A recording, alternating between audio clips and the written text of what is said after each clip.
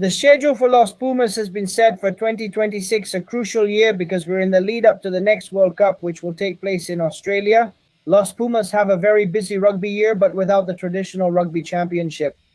Because this year, New Zealand and South Africa decided to go their own way, so they're not joining the rest of the Southern Hemisphere nations. However, it has been combined with the Six Nations teams, and this Nations Championship has been formed, which aims to replace the traditional test match window with something a bit more competitive. It will take place on those same dates during the July and November window, but it will be more like a competition and will end with some finals being played.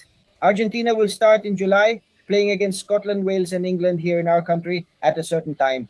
Double match days against Australia, which are test matches, both also in our country, in August and September. And it will end in November against Ireland, Italy, and France, all the matches as visitors. And at the end of the year, we will have the finals of this new tournament. We are here with Brian Medini and Felix Mayordomo, guys. I'm already greeting you in a calendar that will be very nice for the Pumas with extremely intense matches. Felix, to finish, what do you think of the Pumas calendar? How tough does it look to you? Felix, to close with you, how demanding does this calendar look like it? Pumas, how demanding does this Pumas calendar seem to you?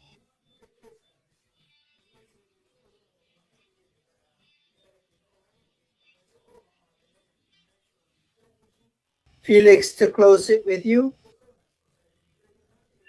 how demanding does Pumas seem?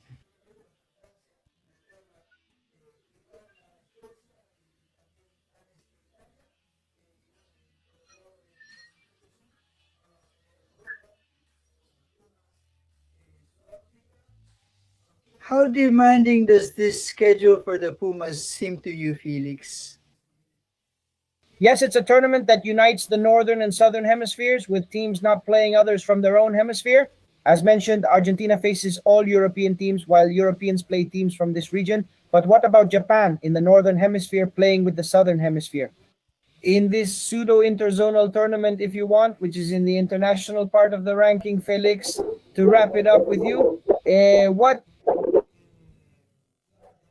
how demanding does this seem? The Pumas' demanding schedule and with South Africa gone.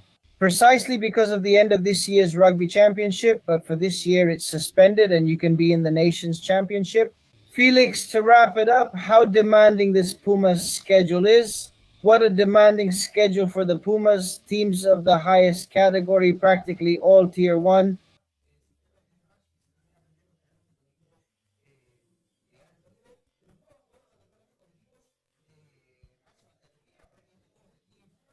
Felix, to wrap it up with you.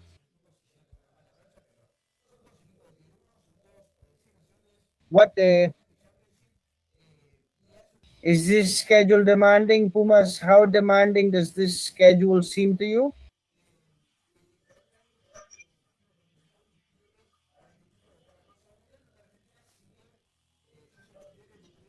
Pumas, are they the top contender to win the World Cup? Not at all. It's very difficult. Felix, can you wrap this up? How demanding is this schedule for the Pumas? How demanding does this schedule seem to you?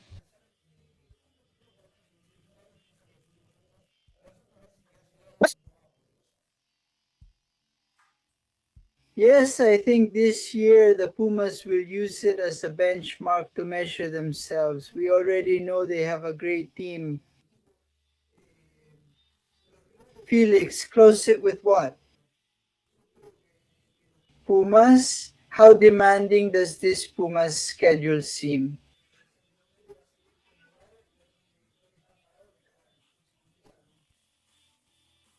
Yes, the Pumas who come in with that need, I think, to put their fists on the table ahead of the next World Championship.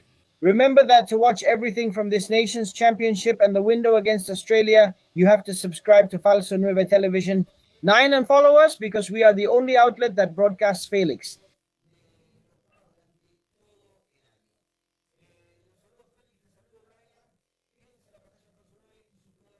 Close it with what?